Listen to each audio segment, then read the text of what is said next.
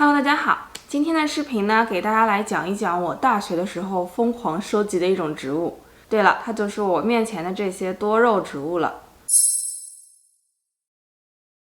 我大学那会儿也不知道什么时候开始，多肉植物就开始在国内火起来了。我就记得这种植物以前也看到过，但是大部分呢就是那种灰不溜秋，然后绿绿又暗暗的颜色。但后来突然就出来了很多特别漂亮的韩国多肉的照片。入过坑的小伙伴肯定看过这种或者这种红艳艳一片的多肉照片，跟我一样同样因为这种完美照片入坑的小伙伴，请给我在下面留言好吗？就这样，我开始了我漫长的挖坑填坑之旅。我记得我拥有过最贵的一颗多肉是一颗群生的冰梅，那些你们听说过的叫得上名字的多肉，什么老红衣啦、小红衣、026、蓝宝石，各种基莲，我基本上都收集了个遍。我记得我还带了我室友入坑，然后那个时候我们最喜欢的周末活动就是去逛大棚。当时养多肉的环境也算是非常艰苦了，因为多肉要出状态，大家肯定知道需要很多的光线嘛。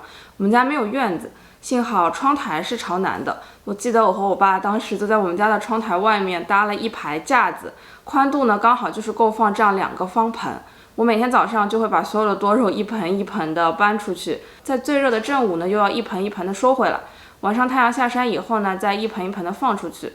总之效果是有的，但是过程也算是非常的艰难了。后来来了美国，有了院子，养多肉变得容易多了。但是我发现多肉在美国的流行程度，估计就停留在我一开始说的那个绿绿暗暗、灰不溜秋的时代。你去 Home Depot 或者 Lowe's 的园艺区看一看，我保证是一片绿油油的。也不是说这种多肉不好，我经常会看到我的美国同事呢，会放一盆多肉在他的办公桌上。比起那种杂交培育出来的果冻色的韩国、日本多肉，动不动就给你化水烂根的，这种原生的普通多肉真的是要皮实很多。不管你是忘记浇水，还是浇多了水，又或者没有给它足够的光线，它们都能坚强的活着。不过有一说一哈，看过了那种果冻色的韩国多肉，对于我来说呢，这种大棚里的多肉让我实在是爱不起来。于是呢，机智的我就开始在网上寻找进口国外多肉的网店，还真的让我在 Etsy 上找到了一个。Etsy 这个 app 呢，我觉得真的是我来美国之后找到的一个宝藏 app。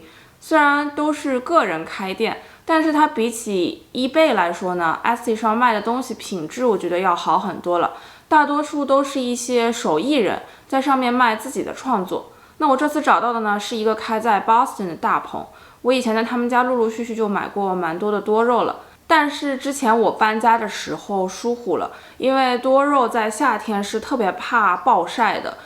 当时我就把我所有的多肉都放在前院，然后搬家的时候忘记了，结果它暴晒了2天之后呢，死伤惨重，于是我就出坑了。最近呢，我又看到这家店在打折了，所以呢，这次我就决定入手一批新的，从头再来。顺便呢，也想开箱给大家看看我都买了一些什么。那因为他们送来的时候是周一，当时其实这个包裹已经延误了2天了，在路上一共走了5天，所以我有一点担心里面植物的情况，当场就开箱了。所以你们现在看到的呢，都是这些种好了的多肉。不过机智如我，肯定是录了视频的。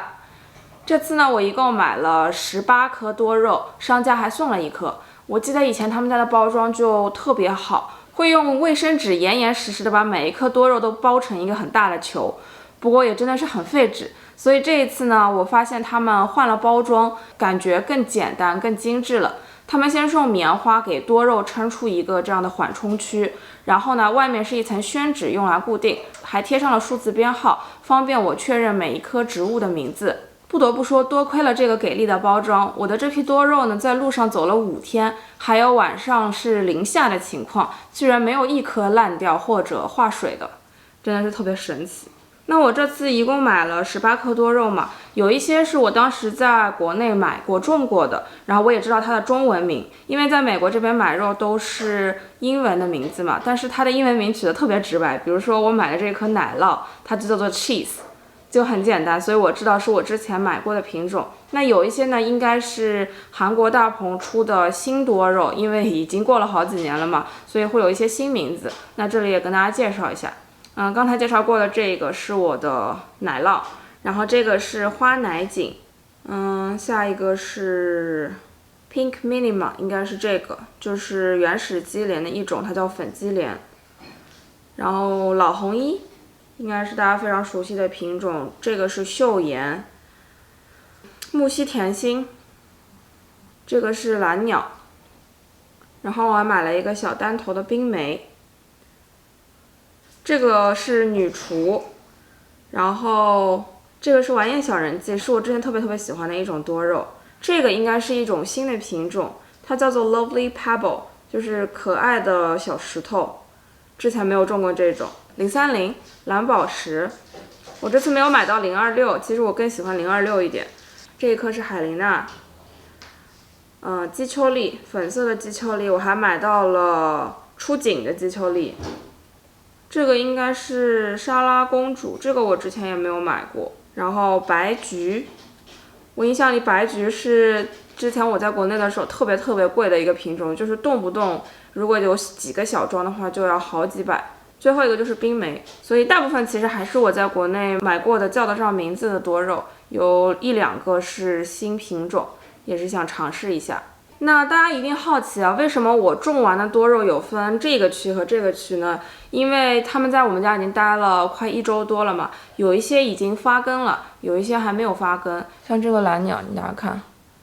它其实底下还什么都没有。那跟大家解释一下，这里所有的多肉它寄来的时候呢，都是像这样裸根的。这样我觉得其实比带着根带着盆来发安全，因为盆首先它土就会撒得到处都是嘛，可能来的时候就比较 messy 一点。其次呢，就是它带着根的话呢，多肉它是还在生长中的，所以它对于外面的光线啊、温度啊都会比较敏感一些。那在路上如果像我这样送了5天呢，我觉得腐烂化水概率可能要稍高一些。那像这样呢，把根都剪掉，然后让它干燥上1到2天再运输呢，其实这个多肉已经进入休眠的情况了，所以它对外界的这个环境的变化呢，其实没有这么的敏感。所以我觉得裸根的多肉送过来会比较让我放心一些。那裸根的多肉植物呢，送来就带来了一个问题，就是你要怎么发根。这就回答了我刚才为什么这里有分2区了，因为他们在我们家待了1周呢，有一些像这边的这一些呢已经发根了。所以大家看，像这些呢，我已经把铺面石铺上了。就是在我注意到它下面已经有发出新的小白根之后呢，我就会把铺面石铺上，正常的开始浇水。但是像这一些呢，这个区的所有多肉植物就是还没有发根的。那大家不要担心哈，其实多肉发根是需要一点时间的。送来的多肉头，如果你发现它1周还没有发根，其实我觉得也是蛮正常的情况。有些多肉它就是发根比较快。只要大家用对方法，耐心一点，它都会发根的。那这里给大家简单介绍一下我用来发根的方法，就是发根大家都有各种各样自己的方法。我见过有人呢用玻璃胶带把多肉架在水杯上面发根的，但是我呢就是用最普通的方法，就是把它们放在土上面发根。我觉得使用什么方法都可以，但是你要遵循的一个原则就是不能太干，也不能太湿。它需要在一个微微有潮气的环境里面，然后必须是一个比较暗的环境里面，它发根会比较快。我之前呢其实是喜欢买到多肉就直接上铺面，然后等它慢慢的发根。但是后来我发现这样不太好判断你的多肉有没有发根，就有些多肉它可能看上去像是发根啊，在生长了，但是其实它根系长得并不是很好。所以我现在用的一个方法呢，就是我会这样把它就这样放在土面上，然后也不铺铺面石。当我看到有1根或者几根小白根发出来的时候呢，我就会把它们种下去。给大家看一下小白根长什么样，我也不知道大家能不能看到。大家看这个细细的像毛一样的根系就是小白根。来给大家看一下老根或者死掉的根是什么样的。像这个下面黑色的已经干枯的根就是老根，这种根呢是不会吸水，也不会帮助植物生长的，所以买回来呢，你可以选择把它剪掉，或者你也可以选择把它留着。假如不是很多的呢，其实是不碍事的。那我在网上买多肉也有一阵子了，想跟大家说几个我在网上买多肉的心得，因为网店也是参差不齐的嘛。大家在判断的时候呢，首先不要被很漂亮的照片迷惑。那我看过太多 P 的就是家都不认识的多肉的照片了，什么有那种蓝色的多肉，还有那种就是已经接近透明的多肉，这种都是不真实的哈。就是大家在看一张照片的时候，如果你觉得这个东西太漂亮了，已经接近于完美了，那这种照片一般你是养不出来的。我们在看图片的时候呢，要自己有一定的判断力。其次呢，我在网上买多肉的时候还会看评价，就是跟大家在淘宝店买东西其实是一样的，看一看买的人他们都说他们收到的多肉是什么样的一个状态。有些人会在下面说他收到的多肉都是黑黑又小小的，跟图上那种大单头的比起来是差10万8千里的，这种店我就不会去买。其次呢，还有一些人晒出来的多肉都是绿油油的一大颗，就是网上可能是一个红红的，然后带红边的出状态的肉，然后他收到是一颗又笨又重的大绿肉，这种我也不会买，因为它明显是用了别人的照片。像我买的这一家，他送来的多肉呢，基本上是跟网上的照片一模一样的，他是实拍的他自己大棚的照片，可能你送来的这颗肉不是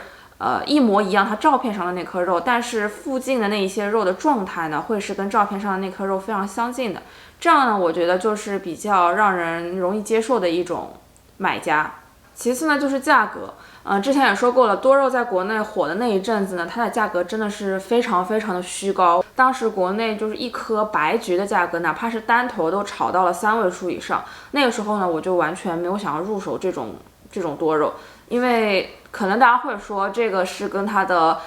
种植的难易程度啊，还有它的稀缺程度挂钩的，但我觉得没有必要，因为你养死的概率也是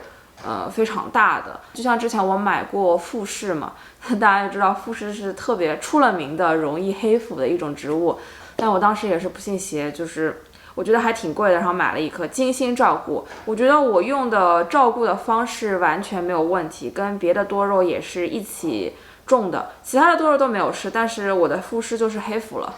那钱就打了水漂。所以我觉得就是这种虚高价格的多肉真的是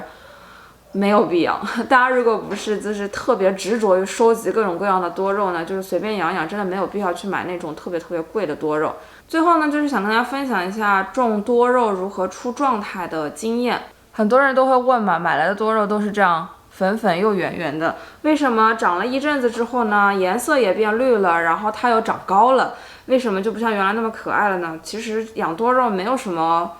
诀窍，就是大家一直在说的大温差和紫外线。如果你想让你的多肉状态出到极致呢，其实这2个就是缺一不可的。大温差这种东西感觉是可遇而不可求的。像我以前在国内养多肉，因为我们是江浙沪包邮地区嘛，所以大温差可能就仅限于春秋2季，而且上海的春秋是特别短的，所以这种大温差呢是真的是可遇而不可求。有些人会说你可以白天把它拿出来，然后晚上放进冰箱，人为的制造这种大温差，那我觉得这种方式都是不可持续的。像我们这样普通的养多肉的人，哪有时间天天把这么多肉搬进冰箱？而且我们家冰箱也没有这么大，所以这种人为的制造大温差的方法都是不可持续的，